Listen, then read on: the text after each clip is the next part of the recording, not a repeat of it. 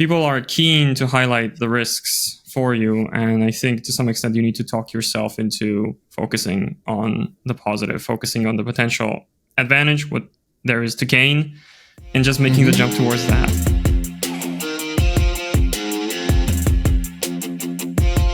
Welcome to the How Leaders Think podcast, the show that transforms you by renewing your mind and giving you new ways to think. I am your host, Kenny Lange, and with me today is Jakub Kuba Grajcar. Did I get it? Am I close? Am I in the ballpark? Very close, Kenny. All right. Well, he will go by Kuba, which is awesome. Not Gooding Jr., not the actor, although that'd be cool too. But he I have done some acting. You have done some acting, so maybe look that up on YouTube. But he is the current content marketing manager for Zen Pilot. Prior to that, he led a content team of 10 plus marketers, which is no small feat, produced and hosted a live stream series that attracted guests from Google and from Microsoft, and has somehow managed to make being a metalhead bass player his entire personality on LinkedIn. And yes, we will link to his profile so you can check out and see what that means. And now with the Zen Pilot team, he is attracting the attention of agencies around the globe who want to fix their project management once and for all. Welcome to the show, Kuba.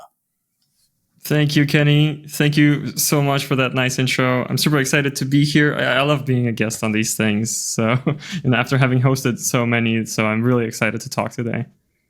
Yeah, you're gonna be on the other side of the mic. You're in the hot seat. We come with the tough questions. So we'll kick things off with what is on your mind today? Okay.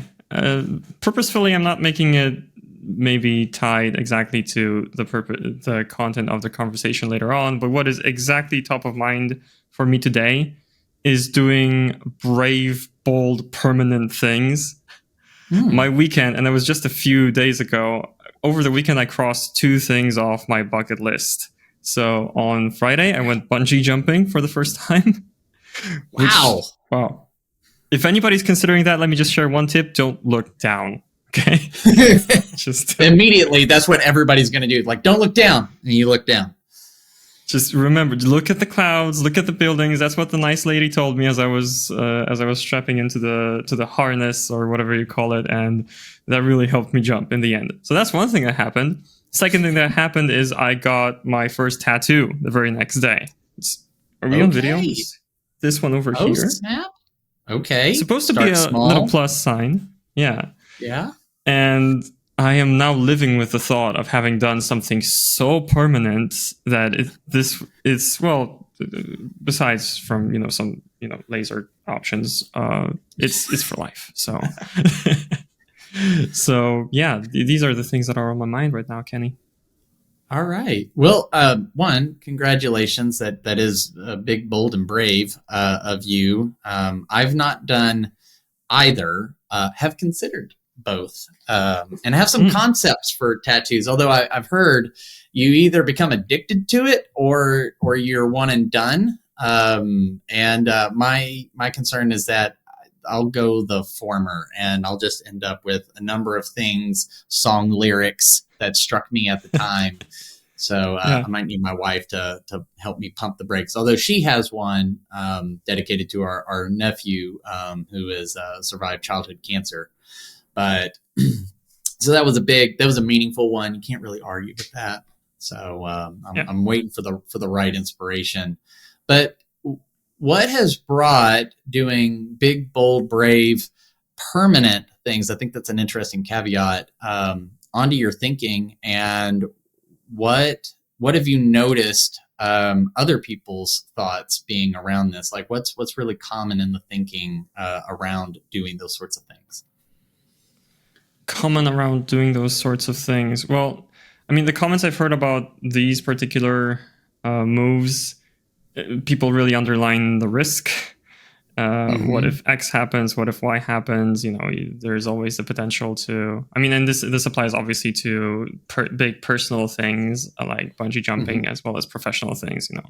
What about the risk? What if the negative scenario happens. That is always on people's minds, and it takes a healthy amount of resolve to actually make that jump. I mean, just recently I made a career jump, for example, switching roles from my previous company to now content marketing manager at Zen Pilot. So that happened just recently, and well, people are keen to highlight the risks for you, and I think to some extent you need to talk yourself into focusing on the positive, focusing on the potential advantage, what there is to gain, and just making the jump towards that.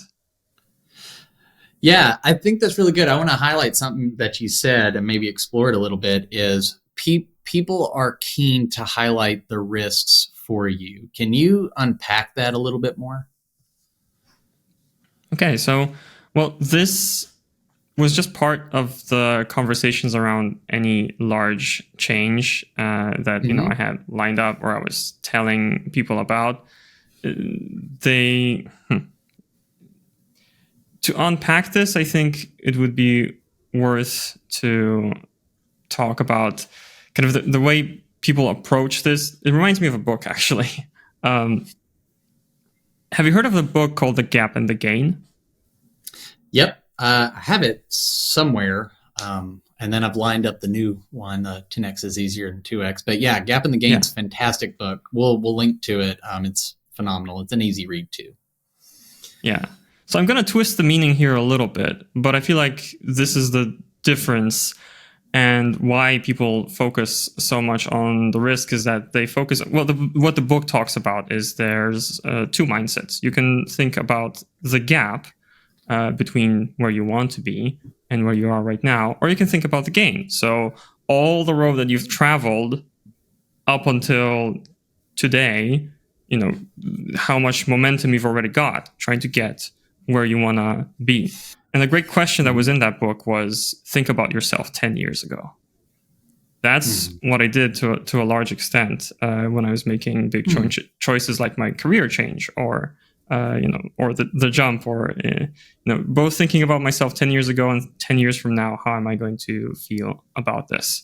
And just both questions came out like, 10 years ago I would be super excited about it. 10 years from now, definitely I won't regret doing certain risky things in my 30s now, which I don't know exactly when that happens. So I think it's worth seeking out the people who are in the game, so to speak, who, when you bring them a risky idea, when you bring them something that's bold, and there's so many ways it could go wrong, they say, well, yeah, but what if it works out? Those are people worth listening to. Not for everything, of course, but to me, that's been crucial. No, that's really good. One of the things from that book that stuck with me, and I love the 10 years back, 10 years forward sort of dynamic. But he said, like you can set goals and things by looking forward, and that's the gap between where you are and where you want to be. And there's nothing wrong. He said, but we need to measure success by looking backwards. And that phrase is a great reminder for me of someone who, like, I'll just beat the living mess out of myself that I'm not further ahead or haven't done more or something like that. But if I were to really look back 10 years, 15, 20 years ago, being in my mid 30s at the time of this recording, I think about what actually I have accomplished, and would 25-year-old me, would 15-year-old me be proud of that, be curious about that, be inspired by that. And there's some things where I go, 15-year-old me probably be a little disappointed at a few things, because we're all, a little stupid as we're growing up. But there's some other things that I'd look and go, oh yeah, wow, like I wouldn't have planned that, but that's really cool. I do wonder, go ahead. There's also the category of, that was stupid, but I'm glad I did it. Either way, not all the risks are gonna pay off, and sometimes, but still, you're glad at least you had that experience. I'm glad to survive. Yeah, that's how I see it. So actually, related to that, I think just in general, if I were to summarize this thought, it's long-term thinking. backwards or forwards, I find that the more I purposefully put myself in that state of mind where I'm looking at not the coming 2 weeks, the next sprint, or even the next quarter, but what's going to matter 5-10 years from now, again, in my personal and professional life, that really helps. I actually have a practice for it, not to hit you with a second book too early, but there's this concept called vivid vision. I think the TED Talk might be a little bit better than the book. Okay. And generally speaking, the concept really quickly is when you set a vision for your company, don't make it 3 sentences, make it 4 pages, like a very detailed image of where the company is, let's say 3 years from now.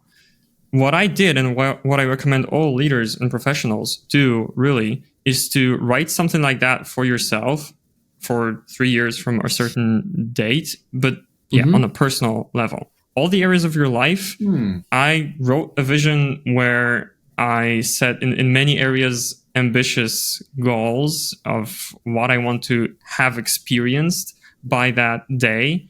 And it's coming true faster than I thought possible. But that's because I make it a daily habit to look at where I want to be in 3 years from now. And sometimes the activities on that day match up with how I want to proceed to that vision. It sounds like it's helping you align your choices to that vision that you want to be there. Like you internalize it, you start making decisions, and those compound over time. And that's probably part of that acceleration you're feeling towards that 3-year vision that maybe it only takes 2 years. Or something like that. Is that you mentioned the book Vivid Vision? Is it Cameron Herold? Is that his book? Yeah, I think you got that right. Yeah. So you're familiar then. Yeah, I followed him quite a bit for a while. Read several of his books. He's got a great story. He's got several awesome books. I think his most recent one was Second in Command. So, and that's sort of like his niche is that what does it take to be a strong second in command, number 2 in an organization, COO. Yeah. But so great material if you want to go find Cameron out there. And it sounds like I didn't realize there was a TED Talk though. And so that may be that's how I found it. More accessible for everybody. So we'll look for that and link that up as well. So in making the big, bold, brave decisions, things that are permanent, is what I feel like I hear you say is if you write out that big vision, well, it actually might reduce some of the either perceived risk or could help you better justify the risk of taking those bold moves. Is that fair to say? See, the vision, how it relates to risk-taking, I think it's a great filter, So I spoke about it in the self-leadership vein, but when you're talking about leadership of people, I don't think enough leaders are communicating their vision in vivid detail kind of at the door when people are going to join. And that can be the vision of a role, that can be the vision of where the company is going. What I mean by filter is once you're really, really detailed about where you want to take the company, like, for example, we're a software development company today, we want to be a software consulting company tomorrow, or alternative path, we want to start building products 3 years from now, Some people are going to gravitate to one, they want to work at the next upcoming McKinsey, and some people are going to gravitate to the other, right? So when you communicate that at the door, I think at the least, it reduces risk in the sense that the right people come to you, and like a great vision or a great story is so attractive. And well, magnetizing might be a better word because it attracts and repels. Attracts the right people and repels the ones that long term are not going to work out. I wish I was wearing one of the shirts I wear commonly from System and Souls. It says, magnetic vision. And so we use that quite a bit is, it should values, vision, culture should attract the right people, repel the wrong ones. Something else that you said that struck me is you're talking about what's the story that you're telling, and something my coach shared with me that really stuck was in the context of, say, more like business organizational leadership. I think it could apply within like a family unit or some other, philanthropic group. But you need a vision when you cast it to make it really magnetic. It's got to be told in such a way or crafted in such a way that everyone can find their role in the story, right? Yeah. Like they have a part to play. So it's really like it is that invitation in to participate. And if you can't find your role, you're probably not going to participate in that story for very long, right? But for those that do, it ends up being a really solidifying element in leadership to say, hey, we're going to go run through these brick walls. And you need people who are really committed if you're going to go run through some brick walls to achieve some big, hairy, audacious goal, as Jim Collins would call it. Yeah, exactly. I mean, part of the vision is also the obstacles you're going to encounter along the way. And you need to be able to say, hey, one of the roles to play is somebody is going to be hitting their head against that wall for a quarter and then find a way to, for example, unlock growth or, to nail, I don't know, our positioning for employer branding, whichever part of the piece that requires.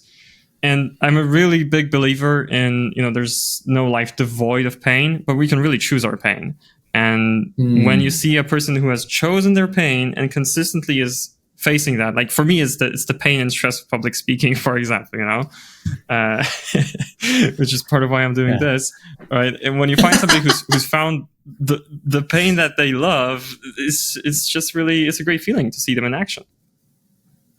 That's really good. So everybody, pause, rewind, go listen to that again, because I think if you get nothing else out of it, is that you're not going to have a life free of pain. Certainly, that's true, but you can choose it, which I think is a really cool thought. Something I'm very passionate about is helping people understand the agency they have, and I'm not talking about like a creative or a marketing agency or something like that. Just the ability to decide things for themselves. And I think a lot of people have surrendered their agency to their employer or to relationships and other people around them and things like that. And certainly it doesn't mean like just be selfish and choose everything for yourself, but you have more choices than you may think. And I think pain, in my experience, has been one of those things that it's very easy to believe that you had no choice in which pain or which where your threshold really lies for that type of pain. Is that something that you would agree with or disagree with? And how have you seen that play out in your life and even in the lives of those that you've had the opportunity to lead? Yeah. Well, first thought that comes to mind is what you're talking about in terms of pain and thinking that it's outside of your control. Is what this brought to mind is there's a way out of the situation that is causing you pain. But when you really look at the alternative, you're realizing, okay, day to day, I might complain that this is the pain that is being inflicted on me. It's a stressful job. It's, for me, that's being in a band, for example. Okay. It's really painful. It really is trying to fit that in with everything else. I have a 3-year-old son, and the word agency really comes up during the Terrible Twos in the sense of he wants to have agency on the world. Okay.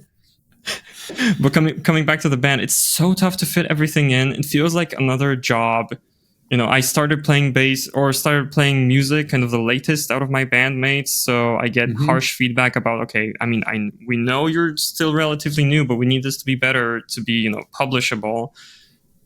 But then again, when I look at the alternative of not having this thing that really fills my soul, especially when I get to play live, I am choosing all of the awkwardness and stress and sleeplessness of actually being in a band. So that's what comes to my mind most immediately.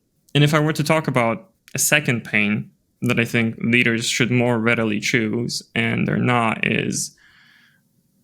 See, I was looking at the questions you usually ask on how leaders think. What leaders are ignoring or something that they should pay more attention to. And here's one thing that I have a strong stance on. Giving the people in your team a lot of face time, okay? Like, I've seen a lot of back and forth about, for example, how long should a one-on-one meeting be? Then there's a lot of arguments for making it short and snappy, to the point, focus on tasks. What's blocking you? Okay, here's how I unblock you, and let's get going. Let's start working. And, I was leading a 10-person team at my previous company, and there was a structure. I wasn't the direct manager of all 10 people, which I've heard happens sometimes, and I really sympathize with people in that position. Still, I had, let's say, at the peak point, 5 direct reports. And still, I gave each of them 45 to an hour weekly for a one-on-one session, on top of which I gave them a 1 hour monthly session. And I didn't cancel, usually, the weekly one-on-one for the monthly session, because the weekly one-on-one was focused on the day-to-day stuff. The monthly session was focused on deeper conversations, talking about more long-term strategy, or just checking in more deeply with them as a person. And I think a lot of leaders listening to this are going to think, wow, that's a really full calendar, and it's a lot spent just on one-on-one conversations. Whereas, talking more about the strategy or more group meetings, we had some of that. But the reason why I gravitate more towards one-on-one is that it takes a long time, and I mean like a lot of face time on the calendar, for people to really start opening up as people.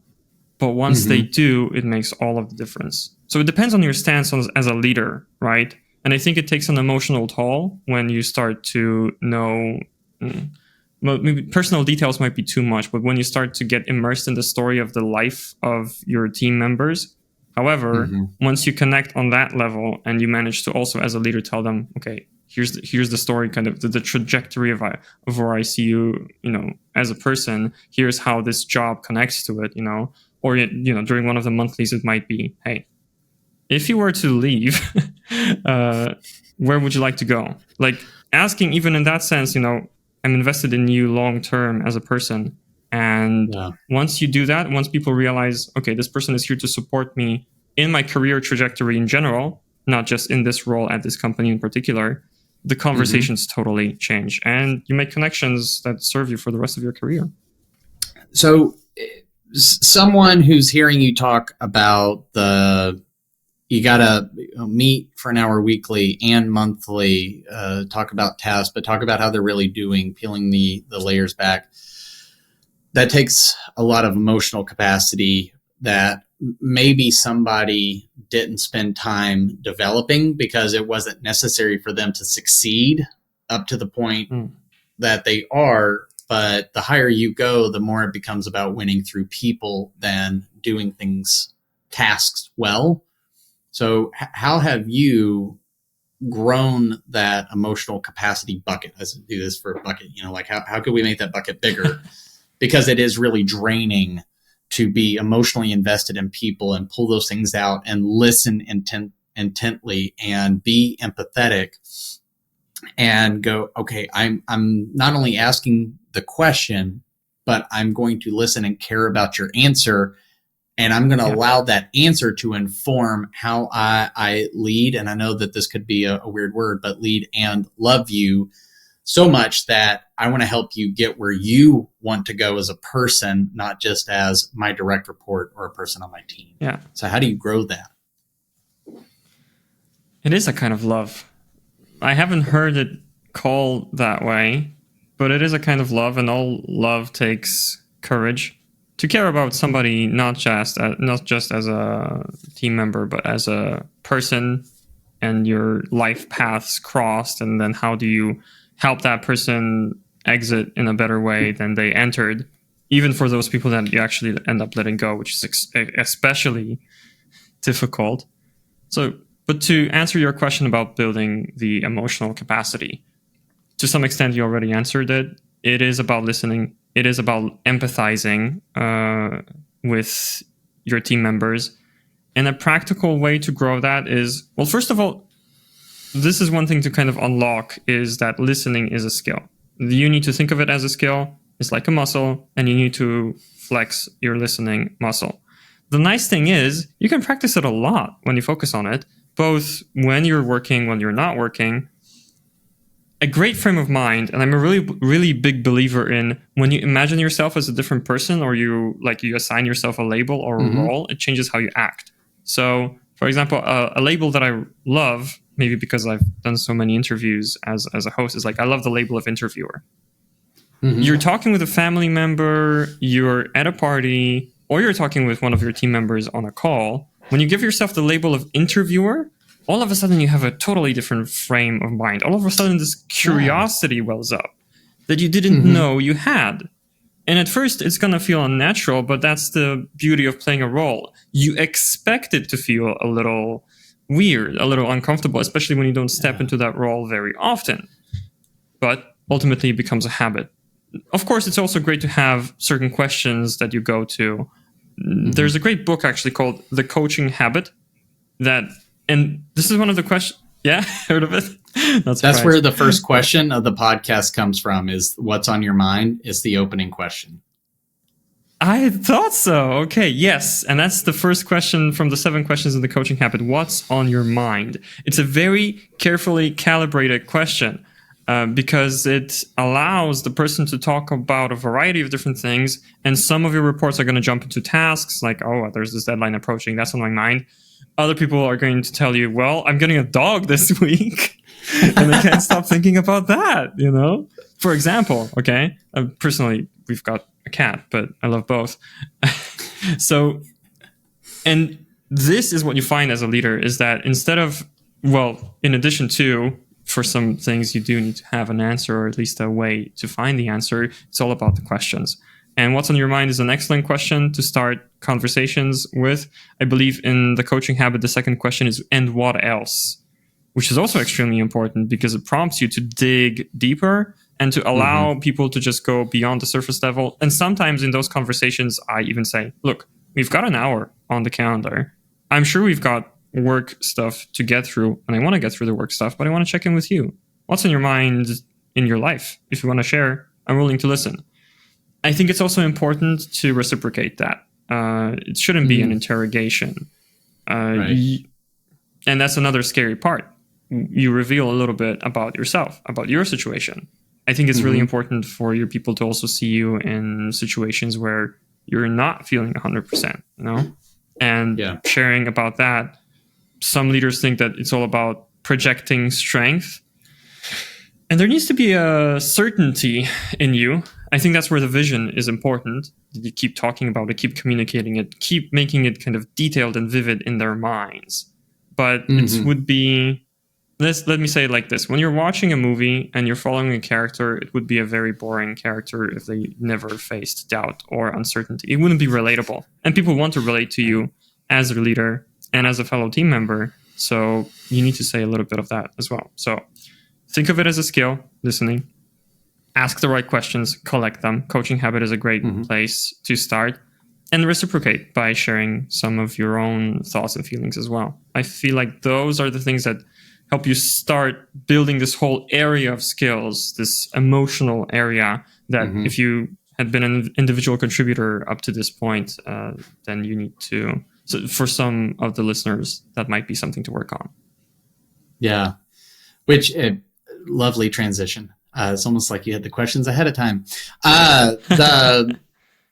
So in thinking about this, just sort of tracing a path through where we started about, big, bold, brave, permanent decisions, going through the risk. And I think the risk led us to a place that is maybe one of those hidden risks. Like everybody can say, well, bungee jumping's risky because what if it snaps and you fall on your head, you're dead. My risky thing, like you said, that is well, that was dumb. I'm glad I lived through it. Was I've ridden on top of a car going 100 miles an hour, just latched on to the rolled down the windows. It was a small car, latched on. My friend and I, we were bored, dumb, and in college.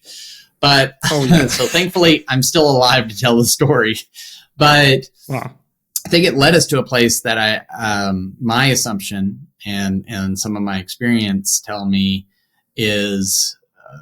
seems riskier than all of that, which is really diving into the emotional and mental well-being of our people that we have the opportunity and the privilege to lead. And so if somebody's listening to this, perhaps it's a leader they're in their first real leadership position, or maybe they're tenured, but they're thinking, man, like I'm great at knocking projects out of the park. But I feel like I struggle to really connect with my people. And I think you gave a lot of, great tips. But if somebody wants to get started, take that first baby step, what's something they could do in the next 24 hours to grow their capacity to take that sort of emotional risk in their leadership?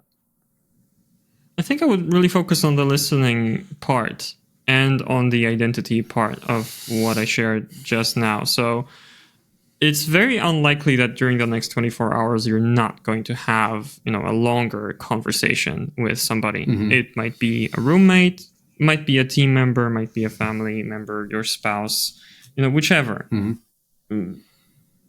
If it's an appropriate conversation, not all of them are, but it's highly likely that you can put yourself in this position of an interviewer and just consciously focus on this skill of empathy. And I have this habit, or I've had it, where, I was just, it's this scene in Fight Club where they say, you're not really listening, you're just waiting for your turn to speak. That's ingrained in a lot of us. So once you catch yourself doing that, and instead of getting your turn to speak, you go with a question, an open question, a question that prompts the person to talk for so much longer and share so much more. And you ask yourself internally, wow, how would I feel about that? I think that's the very first step towards building that empathy, battery, container, bucket, whatever we're going to call it. So that's what you can do in the next 24 hours. Just once you have the conversation, insist on listening actively, drawing out a little bit more. Once you feel like you've heard quite a bit, share something from your end that relates, but not in the way of it's my turn, but in a way of enhancing what you've heard and to continue the conversation to draw even more and to get to know them on a deeper level. And it's really surprising how, you sit down with one of your parents, for example, put yourself in that mode, and all of a sudden such different questions come to your mind, questions about their history, their mindset. I recently became a parent, and immediately I felt like interviewing my parents about so many things. Like, how did you feel at that point? What did you do? What was going through your mind? How did you manage? It's such a deeper conversation. And the nice thing about it is it's not just a skill you're building, but it also leads to just deep and satisfying connections with people. And that's what not just, our careers, but life is all about. Absolutely. Yeah. Nobody's tombstone is going to say he worked 50 hours a week. Good for him or her. That's, so many people talk about their deathbed, and it's like they're probably going to wish they spent more time on relationships and a little less time long-term pursuing thinking. some achievement. So, well, Kuba, I really appreciate you sharing your knowledge, your wisdom, and experience with us. If people want to connect with you, follow you, learn more from you and about what you're doing, where would you point them? I like to say I'm a high-functioning LinkedIn addict, so definitely look up Jakub Grajcar on LinkedIn.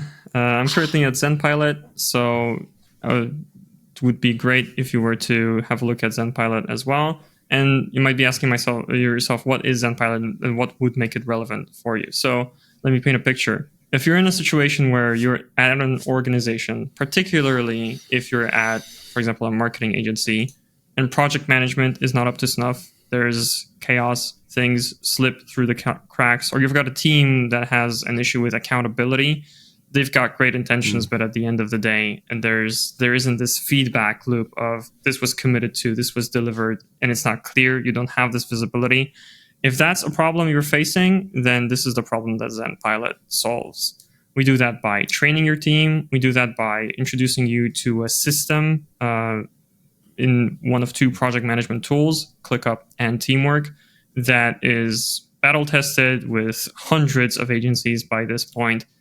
That system ensures accountability, visibility, and that when your people log in to work every day, they have a list of things, and these are the things that they are supposed to do, nothing more, nothing less. And that's where the Zen in Zenpilot comes. It really creates a sense of peace and momentum for your agency. And we've helped organizations like in-house marketing teams as well, and some other organizations. So zenpilot.com. We've got a ton of content if you want to learn about it. And the fastest way to fix your project management would be to book a call with us. You'll find the button is everywhere on the site. And they also have some great downloads on project management, other things I've actually consumed. And, Andrew and Gray, the co-founders, are just fantastic guys and do some really, really excellent work. So I'm a huge fan of them and wholeheartedly recommend them. You're on LinkedIn, which we're going to put in the show notes so people can reach out, connect, follow you and all the work that you're doing. And until next time, think differently, you'll lead differently. We'll see you next time.